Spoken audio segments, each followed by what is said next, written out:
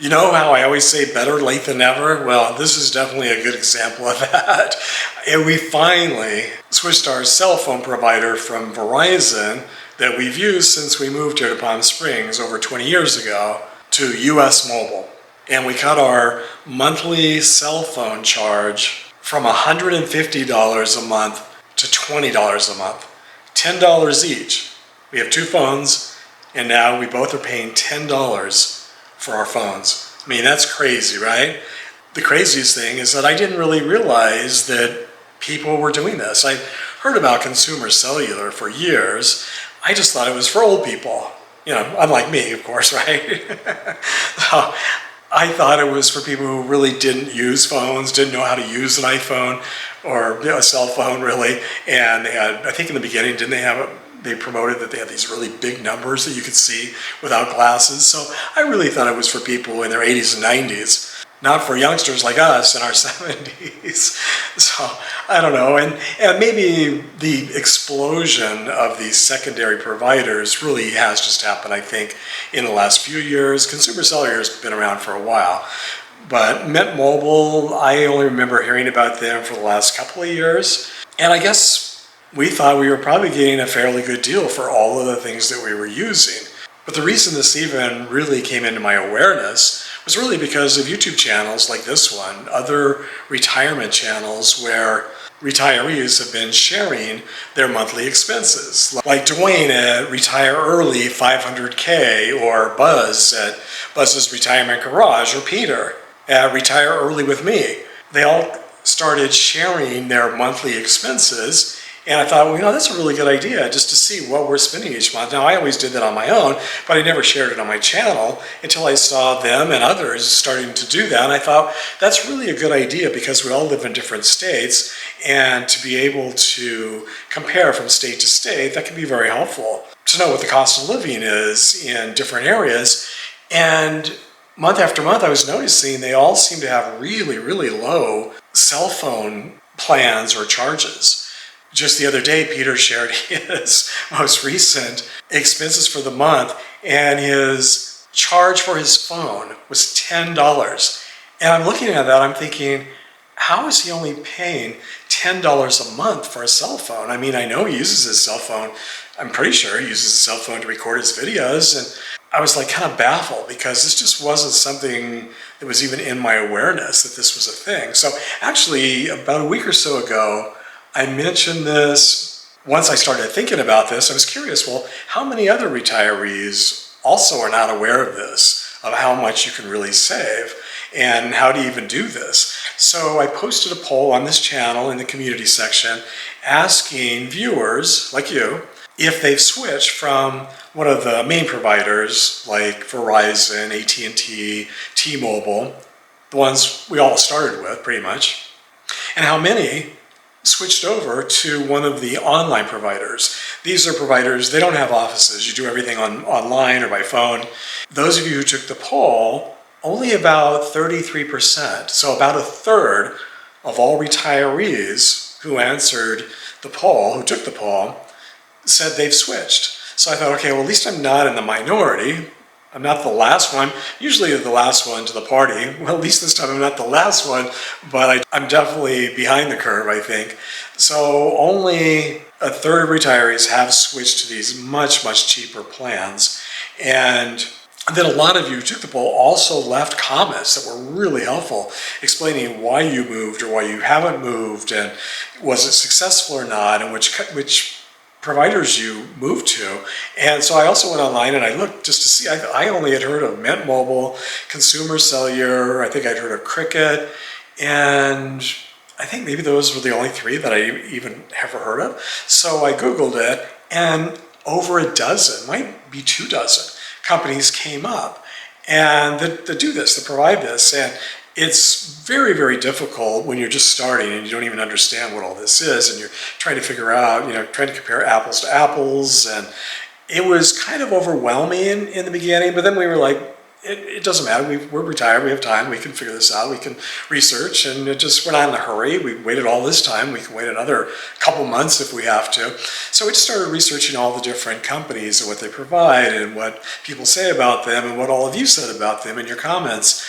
And even though there really are a lot of things you need to know and consider before you move, well, let me go back a bit. So there were only, out of all the comments, I think over 100 comments, I think there were only 2 or 3 comments for people who said you did make the move to one of these other providers, these more cheap, these more affordable providers, and you ended up having to go back. And I think all of them, all 2 or 3 of them, said the reason they went back was just because they didn't have good coverage, good cell coverage, and they weren't able to use the phones from the new companies, and so they had to switch back to the company that they were originally with. But overwhelmingly, like 99% of you said you were so happy you moved over to one of these more affordable companies, and that it's been fantastic.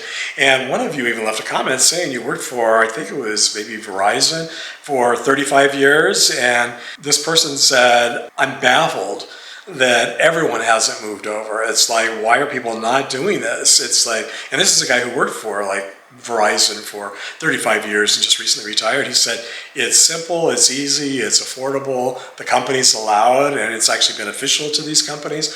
So yeah, there's no reason not to do it. Well, I mean, I shouldn't say there's no reason, but for most of us, there's not a reason. And we discovered for us, yeah, it was kind of a slam dunk. Once we kind of did a lot of research and really looked into it, we realized there were a couple of things that you do have to be aware of.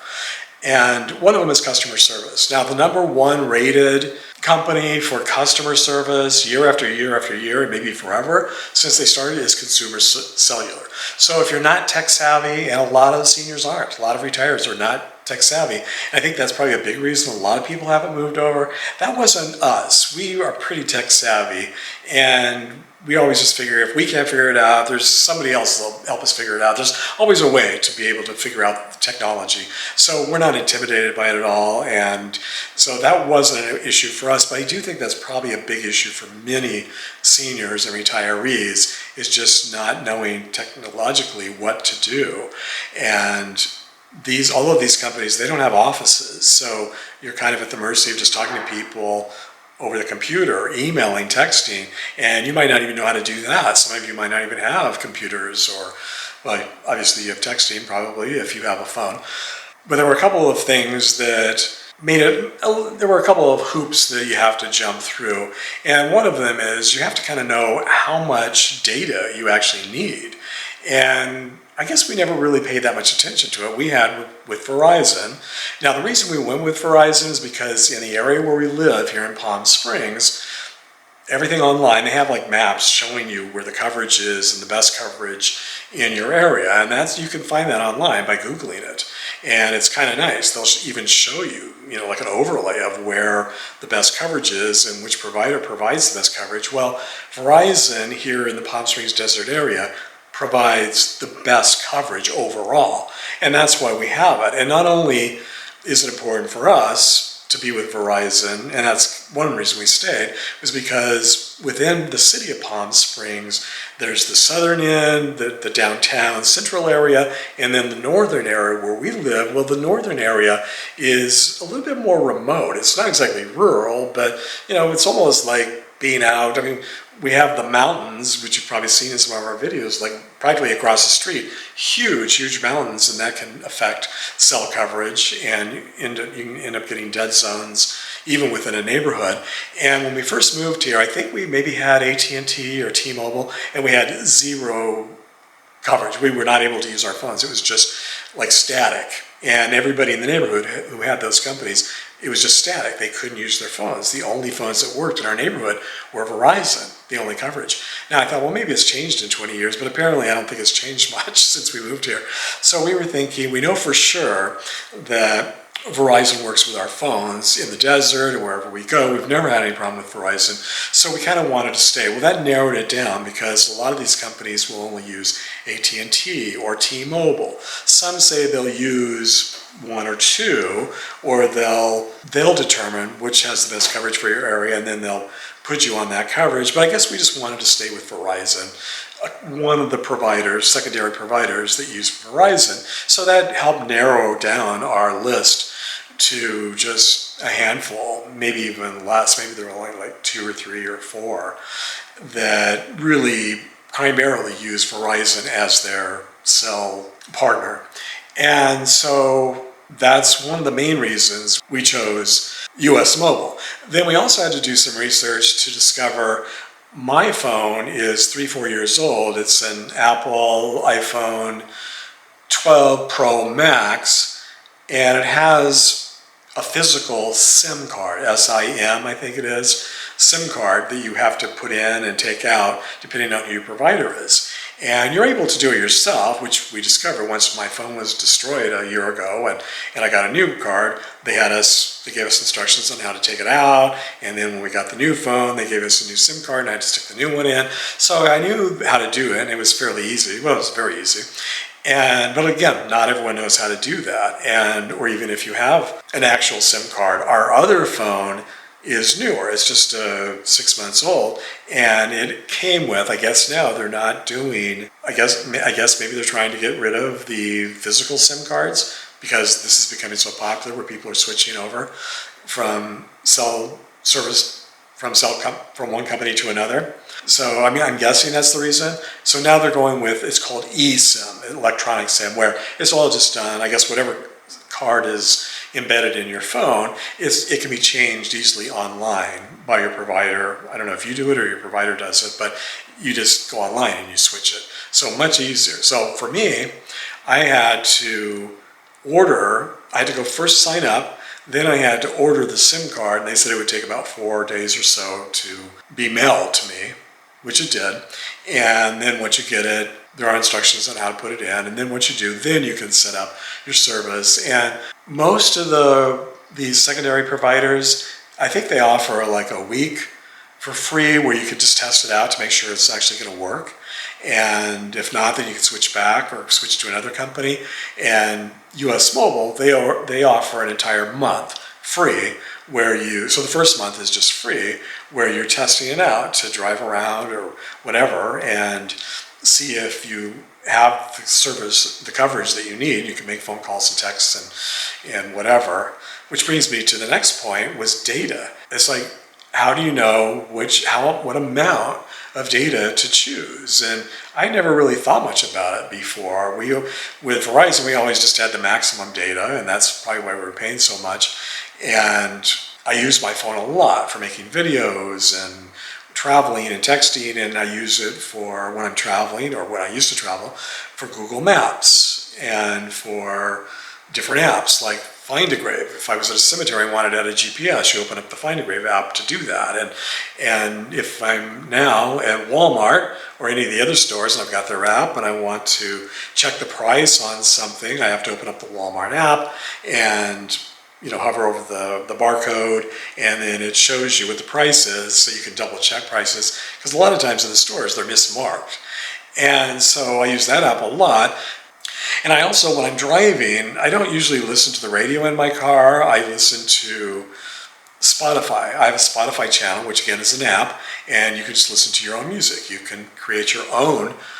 Almost every song that's ever been created is available on Spotify, and then you find the ones that you like. So I have my oldies channels that I've created with all my favorite oldies, and I just listen to those, from the 50s and 60s and 70s. But again, it takes data. Well, I'm not traveling very much at all anymore, and I pretty much just drive around town, going to grocery shopping or to the doctor's or whatever. So I'm not using a lot of data. Oh, and the other thing is, neither of us uses our phone to watch videos. We don't watch YouTube videos or any other videos on our phone.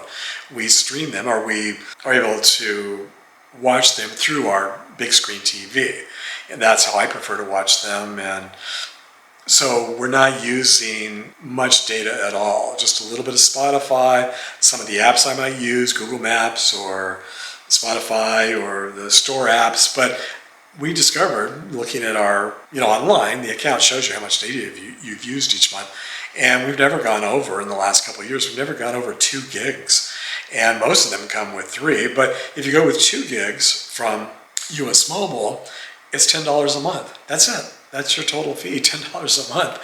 And then if you happen to go over, then I think it's just like an extra $1 for an extra gig.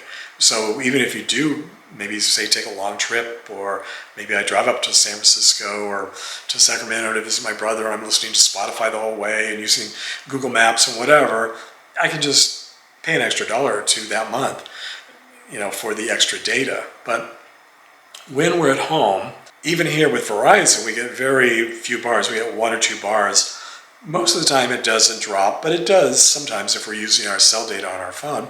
But when I'm here in the house, when we're here in the house, everything on our phone is used through Wi-Fi and our internet connection. So, because we're paying, a good amount for our monthly internet connection, and then our Wi-Fi allows us just to, well, it turns out we can even make phone calls and do all of that through our Wi-Fi.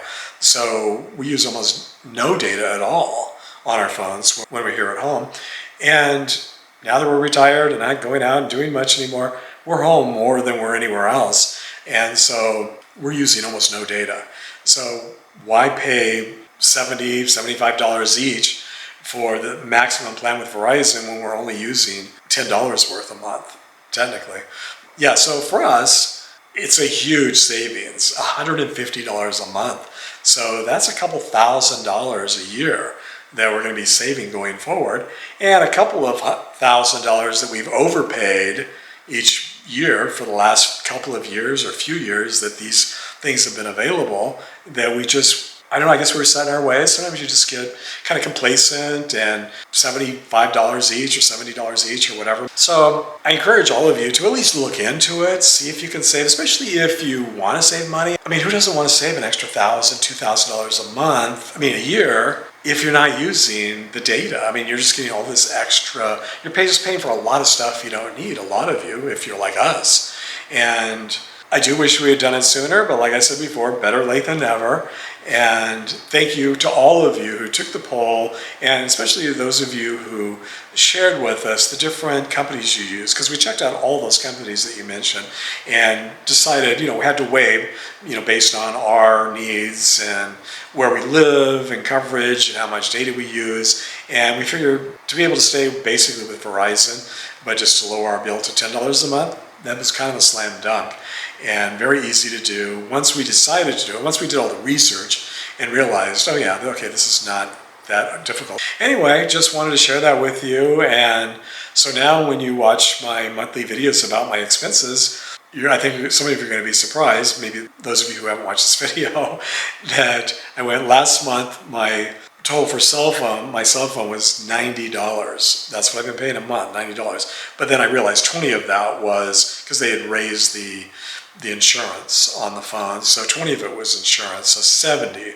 was the actual cell phone charge. But $70. So going from $70 to $10, that's a $60 a month savings. And over a year, was that $700 or something? And that's just one phone. We have 2, so that's $1,400 savings a year for 2 cell phones. That's a lot of money, to most people. And maybe you've got the money and you don't need you're not going to miss the $1,400. It's not a big deal. But still, even if it's not a big deal, why would you want to give somebody $1,400 of your money for no reason if you didn't have to? It's not providing any value at all. It's just wasted money because you're getting pretty much the exact same coverage, and everything should be about the same. Probably exactly the same, these secondary providers, but just for a lot less money. So anyway, let me know if you have switched over and what your experience has been.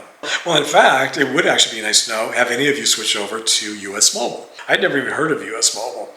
So yeah, leave your comments. Let us know if you're planning to switch, if you have switched, if you haven't switched, why, and which providers you're using. So anyway, thanks everybody for taking the poll and leaving comments and for just putting this on our radar. Without YouTube videos and without those other retirement channels that I mentioned, and I think there were a couple others that I also watched that they also shared their monthly expenses, and they also, I think, had really low cell phone expenses each month, and that just sort of got my attention. Like, how are people paying $10 or $15 or even $20 a month for a cell phone? I mean, I thought, how is that possible? And maybe the first time I heard somebody say that, I thought, well, there must be something weird about that, and maybe they're not using their phone at all. But then when everyone started doing it and saying it, I was like, okay, there's this. This is a thing that I just was not aware of. It just was not on my radar. So thank you to all of you who helped put this on our radar. You've saved us now over $1,000 a year now going forward. So thank you. These videos can be very helpful. Hopefully these videos help you as well, but they also help us, which is fantastic. So that's one reason I really like doing all of these retirement videos and following all the other retirement channels, because we're all kind of in the same boat doing similar things, but maybe in different ways that we're not aware of. And we're all in different areas. And so it can just be very helpful. In addition to just being enjoyable and fun and entertaining, to see how we're all living and what we're spending on things, and if we're overspending or getting really great bargains, why not share that so we can all benefit? So anyway, I'll say goodbye now, and I hope to see you. For any of you who made it to the end, thank you, and I'll see you all in the next video.